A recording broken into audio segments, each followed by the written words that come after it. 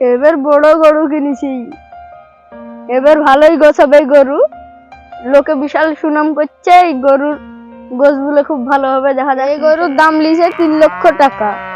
আমার মতন গরুর দাম এ পাড়ায় কাউরির নাই। ও রহিম চাচা, কবে গরু কিনলা? কত টাকা নিল? কাল এসছি রে, 3 লক্ষ টাকা লিছে। তোরা তো ফকির মানুষ, লিতে পারবি নি। কুরবানির পর গোছ পাঠাবো, ওই খাস। আব্বাকে বাড়ি যাই বলবো একটা গরু কিনতে।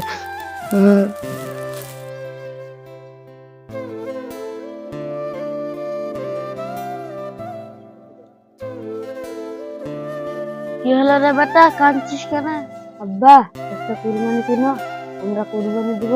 কেন রে বেটা, আমরা গরিব মানুষ, আমরা খেটে খুটে খাই, আমরা কুরবানি দিতে পারবো না। জানো আব্বা, ওই পাড়া রহিম চাচা আমাকে কুরবানির জন্য অপমান করলো। আমরা গরিব মানুষ বেটা, অপমান সহ্য করে চলতে হবে।